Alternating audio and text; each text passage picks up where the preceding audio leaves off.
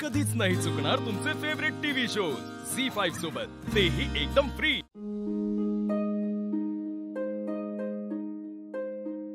दायचे सगळ्या लक्षात आहे माझ्या। तुम्ही माझ्याकडे आदल्या रात्री जा काही बोलला होतास ता तुमचा स्वप्न, तुमची शेवटची इच्छा समजून मी पूर्ण करेन। श्रीनू आणि ओवीचा लग्न मी लावून देईन। तुमका ओवीच तुमची नाचसून व्हावी असं वाटत होता ना, मग आता तसाच होईत द्यायचे। ओवीच सून म्हणून या घराचा उंबरठा ओलांडत, या माझा वचन आहे तुमका।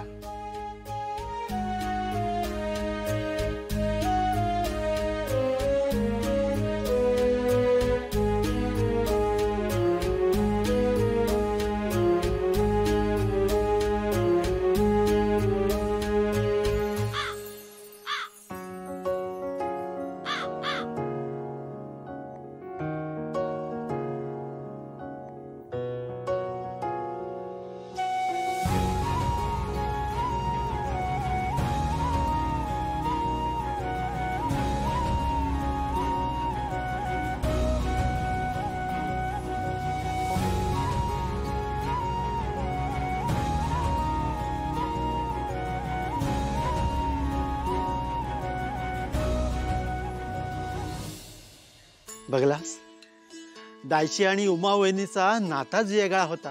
सासू सुना नव्हताच त्या, माय लेकीसारख्या वागत। दायचीने सुद्धा तिका केव्हा सुनेसारखं वागूक नाही, पोटच्या पोरीसारखं जीव लावल्यान।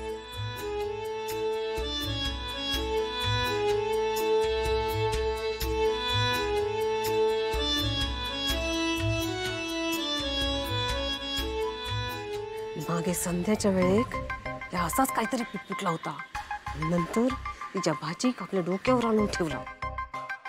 आता काय पुटपुटला आणि एक वचन दिला ना, त्या देवाकच माहित।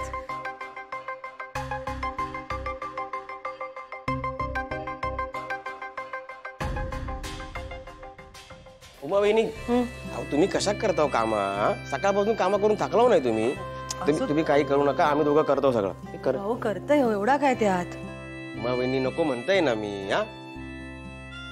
घरात फक्त माणसं म्हणत आम्ही करताव सगळी कामा, पण करत तर कोणच नाही। सगळी कामं तुकाच करावी लागतात। मग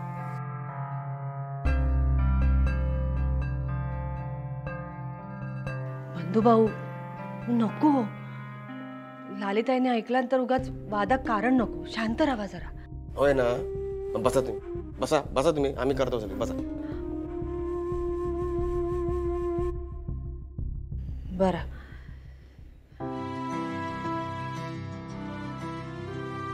चला चहा घ्या सगळ्यांनी, थकले असेल। लावची चहा।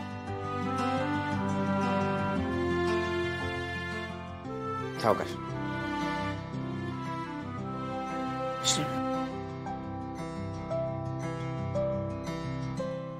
कार्य एकदम व्यवस्थित पार पडला। आईच्या जवळचे सगळे नातेवाईक येऊन गेले, आता एक बरा वाटत ना। बंधू, तू म्हणतो ते खरं आहे, पण आई गेल्याचं दुःख एवढा मोठा हा की आयुष्यभर पुरात। आईला धार्मिक गोष्टी सगळ्या व्यवस्थित लागायच्या, अजिबात हैगई चालायची नाही ते का। म्हणूनच आज तिच्या कार्यामध्ये कुठलंही विघ्न येऊ नये म्हणून सगळा विधिवत आणि सुरळीत पार पडला, याच काय तो समाधान।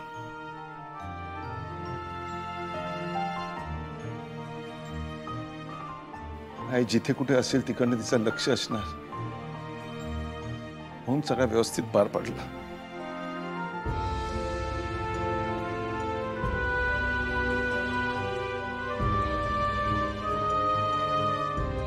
खरंय दादा, कार्य अगदी व्यवस्थित पार पडलं हे एक बरं झालं। पण नेमकं पिंडाला कावळा शिवत नव्हता तेव्हा अगदी टेन्शन आलं होतं।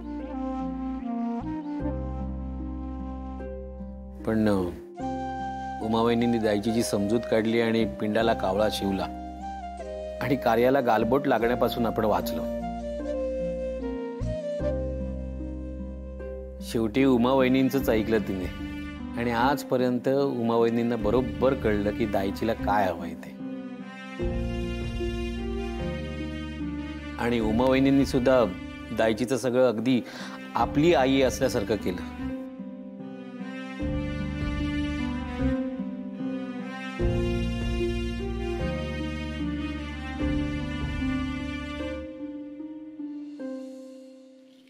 उमा, तुम्ही आईक नक्की काय सांगितलं?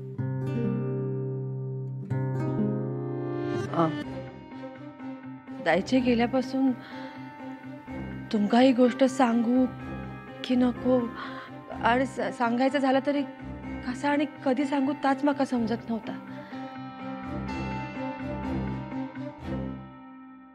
पण आज शेवटी दायचेच्या आत्म्याक शांती मिळावी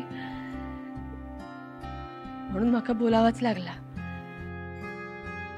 आणि नेमका त्या बोलल्यावरच कावळं शिवलं.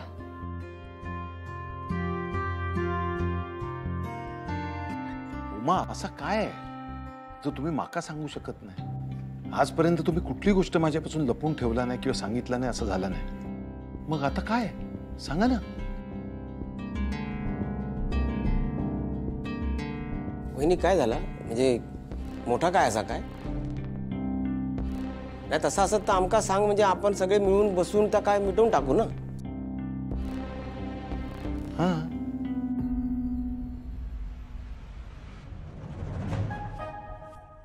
बाहेर काय चाललंय? आम्ही सगळे बसले तिथे. ते आता दायचेचं दिवस कार्य आहे ना, दायचेच्या आठवणीत कुठली वस्तू द्यायची ते सगळं ठरवतात. मग हे सगळं तुझ्याशिवाय ठरवतात?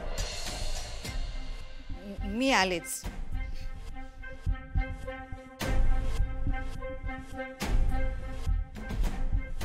उमा, काय झालं सांगा ना.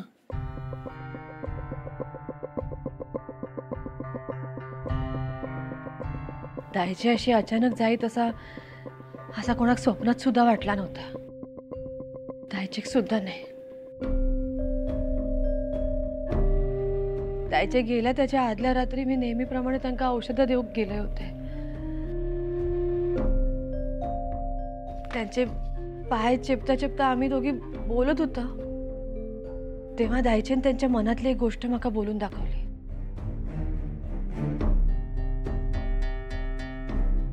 काय होती ती सांगा ना उमा. त्या दिवशी दायचेन श्रीनुक चापकान मार म्हणून लालिताईंका सांगितलं होता.